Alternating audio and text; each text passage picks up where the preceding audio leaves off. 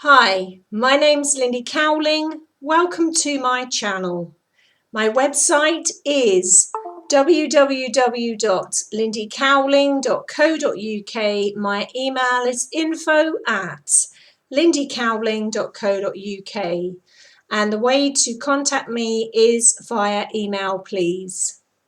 The title of this evening's video is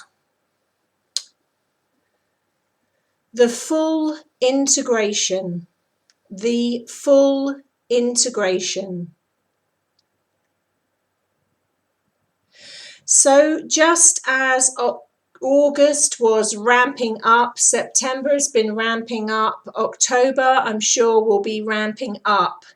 We are at a pivotal stage and a pivotal point in our process and evolution, many of us, where we are being called upon to fully assimilate, fully integrate all aspects of us as consciousness in alternate timelines, in our multidimensional timelines, in our aspects of soul in alternate realities, and in our aspects of soul in this reality. So, in plain speak, let me explain what I mean. As those of you that have been kind enough to follow this channel for a number of years, almost 4 years now, and those that are new to this channel, I work experientially and as a humanitarian, which means all the work I share, I am either going through myself, have gone through myself, or witness or work with other people and other clients. The reason I work this way is I prefer to work this way. I prefer for it to be a living, working, organic template that others can not only learn from, but integrate themselves and can move forward with. So this is a channel all about moving forward by that descension from the head into the ascension of the heart, the elevation of the consciousness of the heart, of love, divine love, purity in the heart space. I do that through living, working experience, living, working, step-by-step embodiment, and my entry point to this was via an entry point of twin flame union back in 2010. So almost, well, it's 7 years ago. It'll be, we're not far off 8 years ago now. So the title of this video, The Full Integration, what did I mean by what I said a few minutes ago about all aspects of consciousness, all aspects of soul?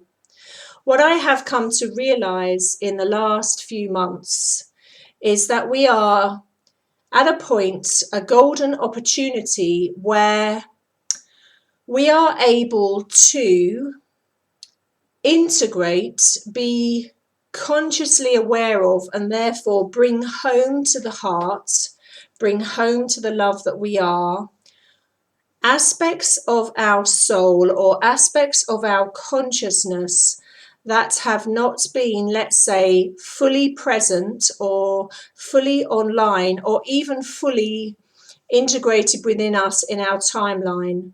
And this applies to all twin flames. This would apply to all members of the general public, whether they had met a twin flame or not. This is an integration that is happening in people that are single, in people that are in partnerships, in people that are in sacred relationships or in no relationship at all. It is happening across the general population and the general public. How do I know this? Because I'm seeing it, and I'm seeing it in people around me and friends around me. Friends that have not ever met a twin flame or been with a twin flame, and friends that are going through this process in their own way, at their own rate. But it's the same thing I'm describing here. So let me start from the point of view of twin flame union with this. Oh, did you hear that on camera? Now, talk about synchronicity. You couldn't make that up. I have another laptop next to me, which I usually switch off when I'm working. This one is just sitting here, no one's touching it, and it just kind of sounded its little musical jangle all on its own there when I said twin flame union, which is quite funny. Let's start from the point of view of twin flame union. So I can only talk from personal experience what I have integrated and been witnessing over the last week, which has been pretty darn frazzling and exhausting to say the least.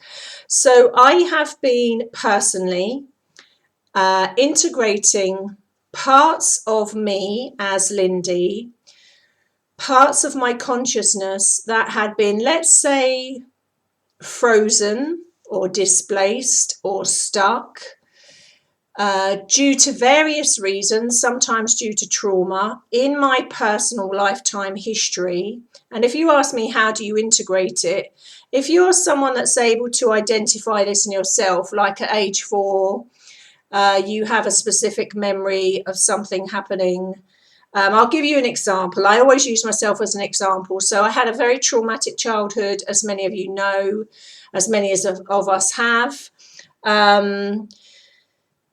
I vaguely remember at age 3 to 4 being in a house fire and being carried down a ladder by fire crew that had to rescue us from a burning building. Now, I only vaguely remember that because that wasn't a big deal to me, really, in the terms of all the other trauma I'd experienced. But so, for example, you could use that as an example that part of me, because it was a life and death perhaps situation, kind of displaced or shut off or shut down or closed off or disassociated. Or you can even put it another way, shamanically speaking, a little bit of the aspect of soul jumped ship for a bit.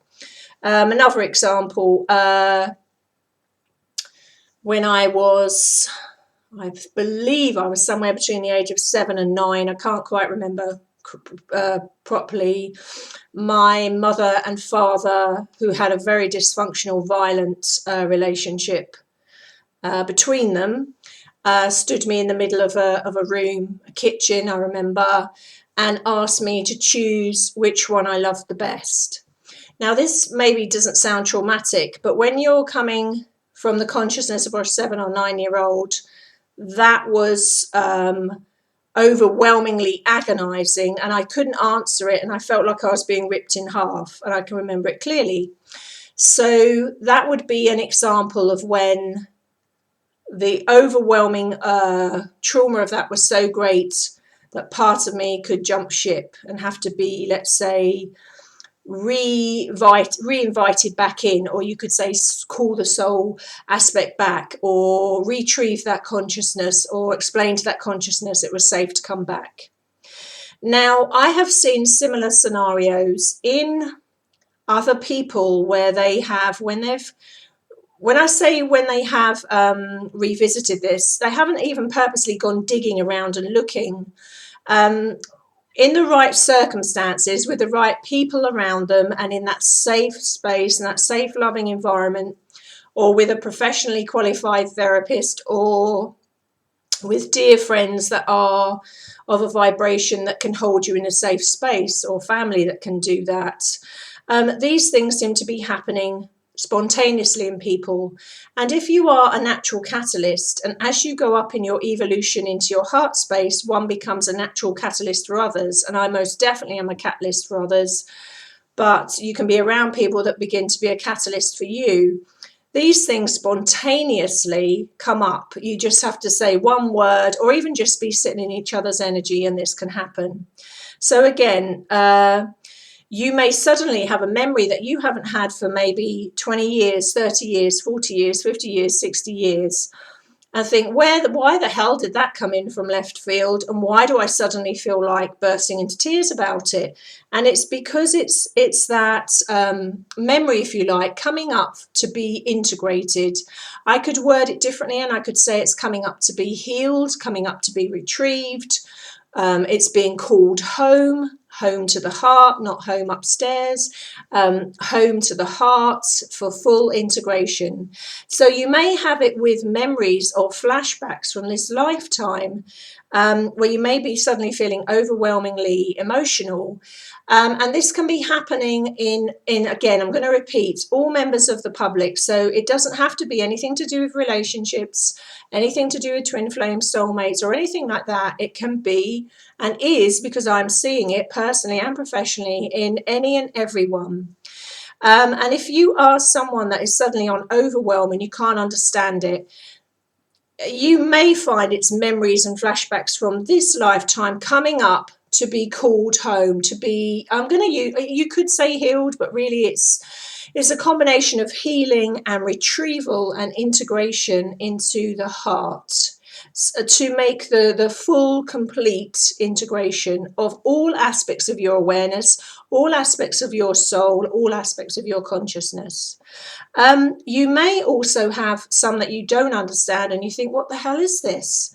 Some of that may be what we call bleed throughs from alternate realities, alternate timelines, other aspects of soul, not in your present reality, what you would call past lives, etc. Some of it can be that. And again, if you have, let's say, conscious memory of it, actual memory of it, you can again integrate it to come home. Even if you can't do it yourself, go see a professional that specializes in, let's say, soul retrieval or shamanic kind of side of things, or past life regression that knows their stuff. I can do all of that, but I can't do that online. I need to be with you really one-to-one to do that. Also, if it's from a past life, but you have no details whatsoever and you haven't got a clue where it's coming from out of left field, it could be from what I'm saying, and you could go investigate that a little bit more the way I've just said. But it also could be coming from the collective. Now, this is a really big but, because a lot of that is coming up for people where they are experiencing these emotional things or these big things being thrown up, and it's actually in the family dynamic, or it's actually in the family bloodline. So I'm going to use a big example here: codependency. So you may have an adult child that is going through a difficult time over codependency, and some of it is theirs, a codependent relationship, some of it is theirs, but the bulk of it might be the mother and father that have separated and are with other people in codependent relationships. It could come from grandma. It can come from the immediate dynamics of the family. And at this point in time, it's literally being thrown out and thrown up by the super sensitive energies in other generations, the younger generations, or someone that is super sensitive in the family that could be an older generation. Those that really, what I'm saying, are the most sensitive, the most awake, the most coming into their heart, are being aware of this, and they're thinking it's all theirs. And in fact, only a small part of it is. They're processing it for the collective. Now, awareness is key, because if they're aware of that, it's not half so frightening and they can do something about it. Where their connection to it is not just the epigenetics or the genetics and the family bloodline. Where the kicker is where it really can stick to them with that stickiness, is if they have their own emotional component to it. So a codependency, let's say, program or belief system will not stick to a non-dependent adult child. It will stick to an adult child that is already running codependency programs. While they've still got their emotional or belief system component to it. So it doesn't matter what end you start, really, but the easiest end to start would be to unravel the codependent belief system in the adult child, to, let's say, detach them from the overall belief system and codependency in the family or bloodline. Loads of things coming up, lots of different layers to it. So now let's take the aspect of the twin flame union. Twin flame union being aspects of same consciousness, or let's reword that. Twin flame union being aspects of original same consciousness coming down into same soul aspects in different bodies. So an expression of consciousness coming down in multiple forms in different aspects of human reality and human bodies. The kicker here is according to how evolved, shall we say, and how far into the authentic heart and how far into the authentic truth and how far into authentic love and how high the frequency and the, let's say, vibration and embodiment of the twins or one of the twins is or are, will depend on that one twin integrating for the soul as a whole. So let me speak simply. So, for example, using myself once again as a living working template, that's entry point come through twin flame union, an entry point to get me into a unified, balanced state of complete awareness in the heart. I, for example, over the weekend, luckily or not, synchronistically planned, but happened spontaneously with a group of dear friends holding space for me, spontaneously had to integrate once again, which is the second or third time now since I went on a trip to New York in May, had to integrate other aspects, male aspects, that were known about by me within a male aspect of same soul. In other words, I had to integrate male aspects in other timelines or alternate timelines. So let me give you an example.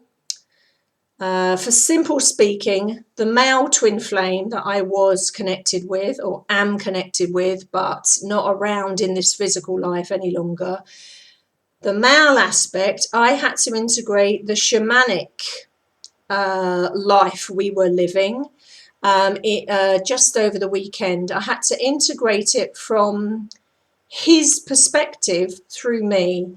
I had to integrate 1930s Boston alternate aspect of soul or other aspect of us as a soul in New York in the same kind of way. If you say to me, how do you integrate it? It came up amazingly spontaneously. Whether it comes up easier for me because I'm a natural healer, I'm a natural empath, I'm a natural medium clairvoyant and all of those things, whether it just comes up easier and I'm able to access it easier, whether it comes up because I have 17 years experience now on this journey, but fast tracked through the twin flame union since 2010, I don't know. All I can say is I had to integrate aspects of that, which was extremely powerful because in a way, I had to relive it. Now, not many people watching this channel, or not all the people watching this channel, will have ever had experienced any memory of their past lives, not if they're single, or not if they're with somebody, and not if they're even with a twin flame or similar. But I did from the beginning, and it was something that was very, very prevalent for me from the beginning, and very, very prevalent for the male twin flame. So all I can say is there was aspects of having to live that and the extremely devastating circumstances in that timeline in order to release the emotion that was trapped somewhere. Now, this is the kicker. The emotion that trapped somewhere wasn't just in me, but it was in him. And I had to release it, in a way, could I say on behalf of him, through a process of osmosis, I guess in a way, but in order for me to be truly free and authentic, I had to release it that way. I can't say it was even a choice. It had to be done that way because it was keeping me stuck or held there, really. It's an extraordinary thing. Now, it may not happen that way with you, but we are at a point now where there is a massive amount of releasing and a massive amount of letting go. And it's very easy and blasé to say to people, oh, just let go and it's the time of letting go. How can I put it? There has to be a series of shifts. I always describe it like one of those bicycle chains that you put on a bike to lock it, to lock it so no one can nick it, no one can pinch the bicycle. And certain shifts of consciousness have to happen, certain rates of realization, certain aha moments, certain blends of awareness have to happen where all those numbers are suddenly lined up and it goes bing, bing, bing, bing, bing, bang, there's a release, there's an aha moment, there's a shift of awareness, a shift of vibration, a shift of consciousness, a shift of emotion, and very often soul shock. I had very short-lived, because every time I come round the spiral of evolution, it's at a different level. So the let's say the episodes of powerful things are more short-lived. They're very intense, but they're shorter lived than they ever were before over previous years. But when it happens, you do have a state of shock. And it wasn't just me that had 2 or 3 episodes of shock, real shock, ice cold, covered in goosebumps, wanting to vomit, shaking, completely dazed, actually physically shaking. I actually saw it in people that were holding space for me when things spontaneously happened for them. None of them within Twin Flame Union. Also had soul shock to do with big things that they had been holding on to, not just for this life, but for other timelines, and holding for the collective, or holding for humanity, primarily holding for the family, both genetically, epigenetically, and within energy, within belief systems. And so I had a video I brought out months ago, might even be a year ago now, called Soul Shock.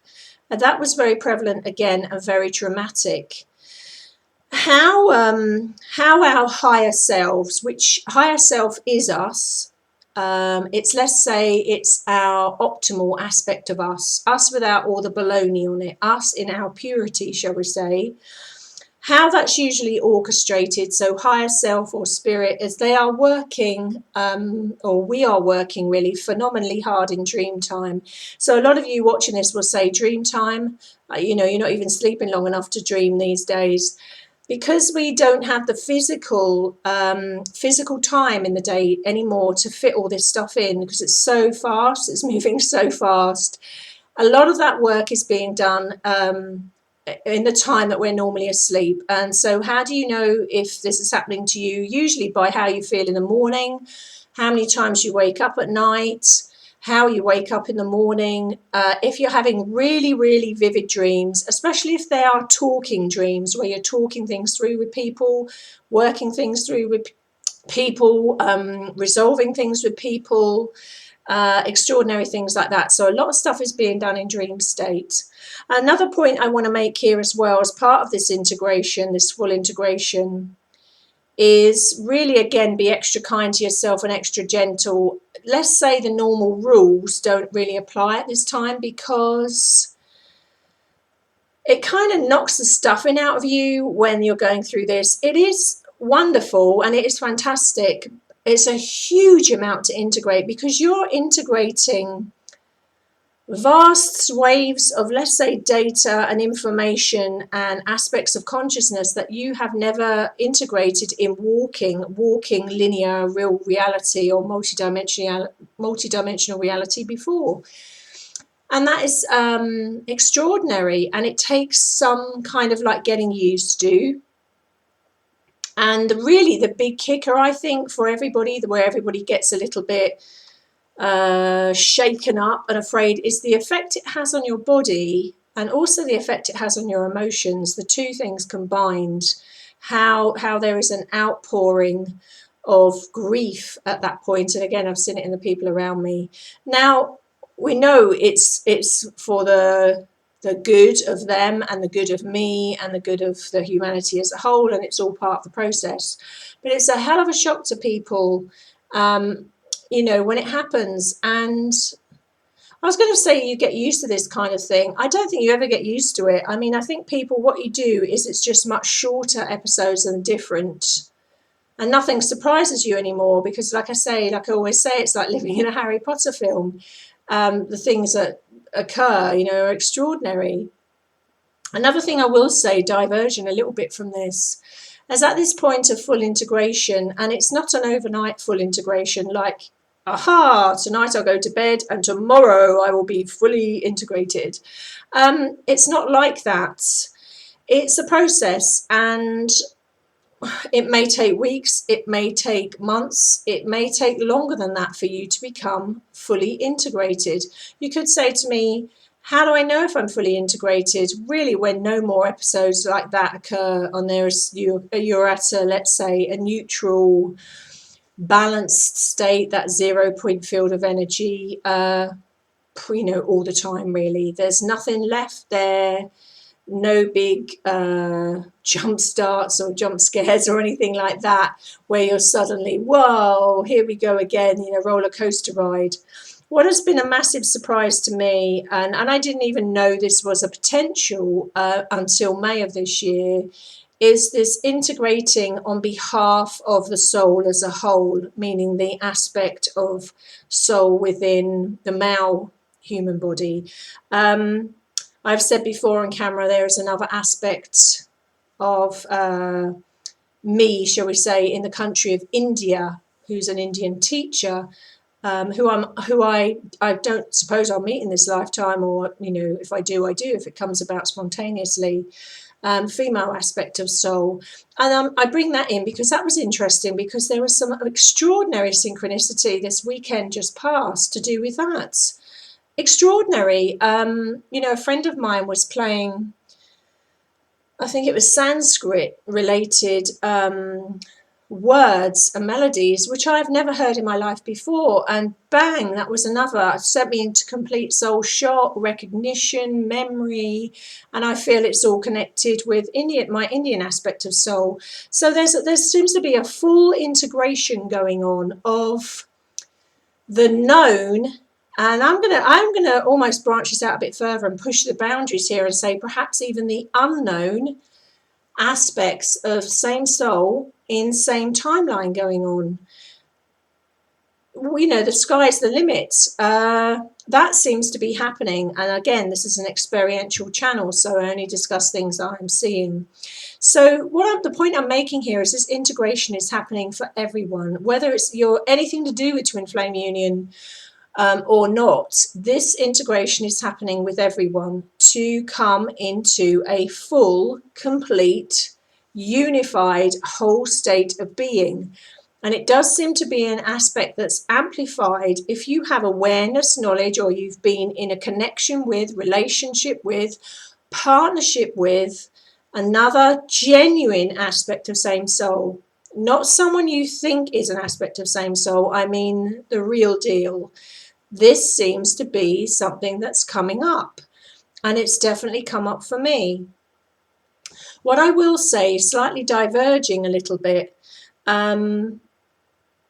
whether you are going through this process independently of anyone else or not in relationship with anyone else, whether you're like a general member of the public, what I will say is I'm going to call this like an 11th hour kind of feel, and an interim kind of energy. And I might even bring another video out on that, about that, where there does seem to be a point where a lot of people are feeling pretty exhausted and pretty demoralized and feeling like, I've been going through these shifts and changes for years. I don't really have it in me to keep doing these shifts and changes. This is really exhausting because it's so fast and so intense. And because so much of it, dear brave ones, is not just yours, you're doing it for the whole family, and then you're doing it for the collective. That is collective. That is regardless of anything to do with twin flame union. If you're in twin flame union, even more so. But it's across the general public. So you've got to be extra kind to yourself and extra gentle and cut yourself some slack. This interim period, this 11th hour that people feel that way, what I would say to you is become very aware to me personally, but also aware through the actions of other people that I know, that this interim period is kind of calling upon us just to, I think it's like I brought out in the September shakedown, to shake down energy, to shake down stagnant energy that we're in, to shake down stuck patterns that we're in, stuck belief systems. Sometimes we have to physically shake the energy up a bit. And people say, you know, they dream of climbing onto the moon, climbing or flying to the moon, but maybe they need to choose something in between planet Earth and the moon, you know, as a stepping stone. Rather than shooting from the top and then being disappointed that you land among the stars, maybe just aiming for the star first, not meaning don't aim for the top, but there are sometimes a series of stepping stones, and that big leap physically in physical action can be too much for a lot of people. So perhaps considering this point of time that we're in now as an interim period. Could I say an interim breather? I don't think we're getting much of a breather, really. What I would say is an interim period of time where you can, don't be disappointed in yourselves if you don't get to live in the palace at this very second, but that you're kind of halfway to the palace, like as a point of really the whole purpose, just shaking down, like that September shakedown video, shaking down the energy as it is now, just to change it up physically. I've seen that in a lot of people around me, and it's something that I'm kind of reconciling within myself as well. Maybe it's a way that we push ourselves too hard, is that we either get to here or we don't get anywhere. And in fact, sometimes there are a series of stepping stones and interim choices and interim decisions, an interim period of time before you actually get the keys to the palace, or you walk in the palace, or you fly to the moon, or whatever. So if you are caught up in that 11th hour where you're feeling pretty demoralized, pretty worn out, pretty tired, pretty sick of it all, be extra kind to yourself, but also consider that choices that you make, you just try and keep them in the now and in the moment. And in this moment, okay, what is my priority at this moment now, and make those interim choices. At the end of the day, like I say, this is a massive thing that's going on collectively and, you know, across humanity at the moment. And this integration that's going on, really, again, it's so that we have a population in the end that are fully in their mastery, that are fully conscious, that are fully aware, that are awake and aware and fully in their hearts. This is the evolutionary cycle that we're now in. This is the process that we're now in, and this is global. So on that note, as I didn't want this to go on too long, I'm going to love you and leave you. Once again, thank you so much for subscribing to the channel. Again, thank you so much for making donations, all those that have donated since I brought the video out, September Shakedown, and the video that followed. Thank you so much to all of you that have donated in any way that you have since those videos. There is a donate button on my website, which can be found on the PayPal page of my website. There is also a little PayPal link on my YouTube channel on the bit that says about, where it gives a profile of me and what I'm about. It's down there as well. So with that, I will love you and leave you. I do hope that helps. And as always, thank you for watching. Thank you for subscribing. Thank you for donating. And I wish you so much love. Stay with it. I know it can be really huge, this stuff that's coming up. But overall, it's all part of the process, and it's all going the right way. Thanks for watching, guys. Bye. Bye.